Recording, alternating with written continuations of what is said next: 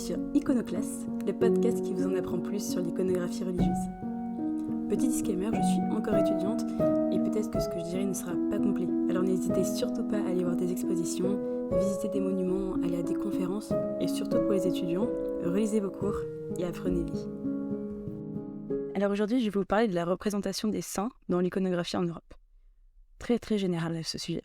Tout d'abord, qu'est-ce qu'un saint ? Alors un saint, c'est une personne qui, par ses actes, s'est rapprochée au plus près de Dieu, notamment par sa charité et son amour des autres, et bien sûr de Dieu.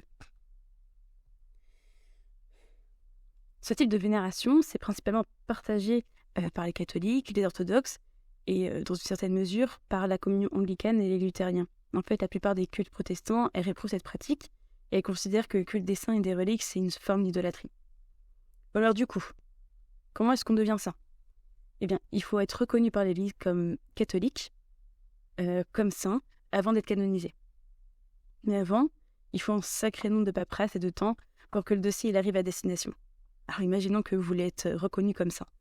Eh bien, tout d'abord, il va falloir que vous mouriez, parce qu'on ne canonise pas un vivant.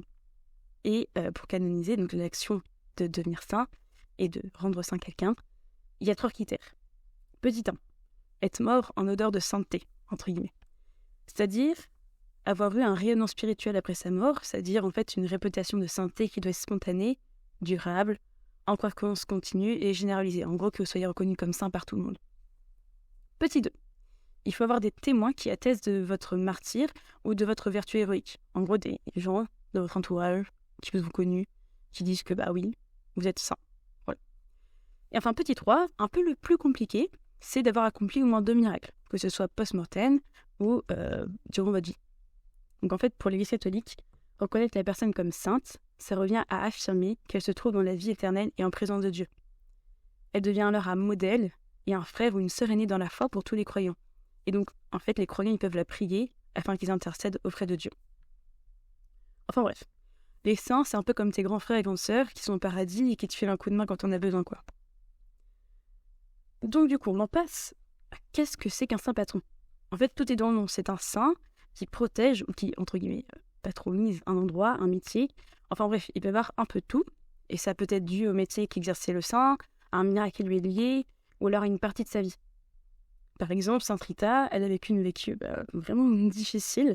Elle a perdu son mari, elle a perdu ses 2 enfants ou 3 enfants. Enfin bref, vraiment horrible sa vie. Même quand elle était dans une communauté religieuse, quand elle était plus vieille, elle a été totalement rachetée. Et bien en fait, c'est la sainte patronne des causes désespérées. Sainte Jeanne d'Arc, que vous connaissez toutes, c'est la sainte patronne de la France pour sa courte vie, qui a été passée à défendre le royaume de France. On peut aussi citer Saint Joseph, qui est saint patron des charpentiers. Tout simplement parce qu'il était en fait charpentier. Ou alors Saint François, qui est saint patron des animaux, à cause de sa vie dans la nature et de sa proximité avec les animaux. On raconte qu'un jour, les gens ils n'ont pas voulu l'écouter pendant sa prêche, et du coup il s'est tourné vers la mer, il a parlé aux poissons, et en fait les poissons se sont rassemblés pour l'écouter. Voilà, petite anecdote, je vous le passe. Bon, maintenant qu'on a posé les bases, il faut passer aux choses sérieuses. À la fin de l'Antiquité, c'est une période qui a été assez marquée par les persécutions, et en fait les populations, elles ont vu, et elles ont pu côtoyer des personnes qui sont devenues des martyrs. Ça veut dire en fait des gens qui sont morts pour leur foi. On peut penser à Sainte Blandine, par exemple. Vous voyez les morts assez spectaculaires qu'on voit dans les films, dans les arènes. Et en fait, ce sont des exemples qui vont vouloir garder afin de s'en inspirer. Et durant la période du Moyen-Âge, quand on commence à décorer un peu les églises et à les colorer, en fait, c'est là qu'on commence vraiment à distinguer parmi les morts des personnalités assez exceptionnelles et qu'on va vouloir représenter afin de pouvoir s'en inspirer. Il y a des légendes comme celle de Saint-Nicolas qui y sont attachées et on garde précieusement leurs souvenirs. Alors, petite anecdote, c'est un phénomène assez étrange qui va se développer à partir de ce moment-là. En fait, lorsqu'un saint sera enterré quelque part, il voudra avoir sa tombe au plus près de lui afin de bénéficier de sa sainteté, même dans la mort.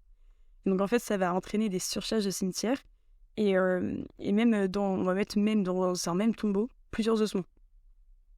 Et on peut voir sur certains plans d'archéologues qu'il y a des enchevêtrements de tombeaux, enfin bref. C'est assez incroyable. Et en fait, grâce à toutes ces histoires, on va donner des attributs aux saints afin de pouvoir les différencier. Oui, parce qu'au bout d'un moment, on connaît beaucoup de gens qui ont fait des choses incroyables, mais bon, il faut quand même savoir qui est qui. Alors pour les plus simples, par exemple, on mettra en bure les moines, on mettra une couronne pour les rois et les reines, on mettra un habit sacerdotal les évêques ou les prêtres, donc avec une montre, avec une crosse.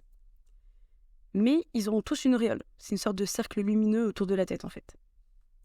Les seules personnes qui auront une auréole différente, ce sera le Christ, avec une croix à l'intérieur. En fait, c'est une auréole ou un nimbe à la période médiévale. On appelle ça un nimbe, qu'on appelle en fait une auréole cruciforme. Et la Vierge Marie, elle sera représentée avec 12 étoiles. On peut alors distinguer des symboles comme la palme, par exemple, qui permet de dire que le saint est un martyr, un lys pour symboliser la virginité et ainsi montrer que la personne est consacrée. Et donc, par exemple, quand le saint est un martyr, on le représente généralement avec l'objet de son martyr. C'est pour ça que saint Paul, il est représenté avec une épée, parce qu'en fait, il a été décapité. Ou alors que saint André, il est représenté avec une croix en X, et en fait, c'est la croix sur laquelle il sera supplicié. D'autres seront représentés avec des éléments de leur vie, comme saint François et son loup. En fait, c'est un loup qui l'aurait apprivoisé alors qu'il terrorisait la région. Ou alors sinon, sainte Élisabeth du Portugal qui est représentée avec des roses.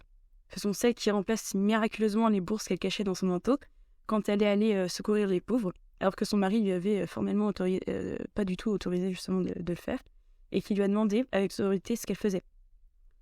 On peut aussi citer les saints évangélistes qui ont écrit les évangiles, et ils sont donc représentés avec un livre à la main. Ce sont des règles principales pour la représentation des saints, mais certains dérogent à ces règles. Premièrement, le plus simple, la Vierge Marie ou bien le Christ. Ils ont plusieurs représentations comme celle-ci. Par exemple, celle du Christ de gloire, on peut voir sur les tympans des églises lors des scènes de jugement dernier, ou celle du Christ Pantocrator, qui est celle en fait du Christ qui a la main levée, qui bénit avec un livre, celle qu'on voit sur les iconographies plutôt byzantines. Ou alors sinon, il y a celle de la Vierge, avec les Vierges à l'enfant, les Vierges à l'œillet, les Vierges dans le jardin, les Vierges de l'Assomption, et aussi avec toutes les apparitions qu'il y a eu. Mais finalement, en fait, Christ et la Vierge, on les reconnaît aussi à leurs attributs généraux, aux couleurs qui leur sont associées au fur et à mesure du temps, et à la place qu'ils occupent dans les compositions qui sont généralement assez centrales. Mais les artistes, ils n'ont quand même pas une seule manière de pouvoir les représenter. Enfin, il y a aussi les évangélistes qui sont un peu à part. En fait, ce sont 4 hommes qui ont écrit les 4 évangiles, mais qui sont le plus souvent représentés en tant qu'animaux. En fait, c'est la forme allégorique du tétramorphe. Tétra comme 4 et morphe, la forme. Pourquoi ? En fait, c'est lors d'une vision que relate Ézéchiel dans le livre éponyme, donc dans l'Ancien Testament. En fait, c'est une description des, entre guillemets, 4 vivants de l'Apocalypse. Et on y retrouve Saint Matthieu, un homme ailé, Saint Marc, un lion ailé, Saint Luc, un taureau ailé, et Saint Jean, un aigle ailé, il va de soi. Ainsi, la représentation des saints est un sujet qui est très apprécié par les artistes depuis le Moyen-Âge et qui permet à tous de pouvoir se repérer dans les décors d'église, les peintures et les représentations que l'on peut trouver un peu partout dans les églises ou les musées. Voilà, donc ça c'est un peu une base pour commencer ce podcast. J'espère que cet épisode vous aura plu. Votre toujours, Perrine P.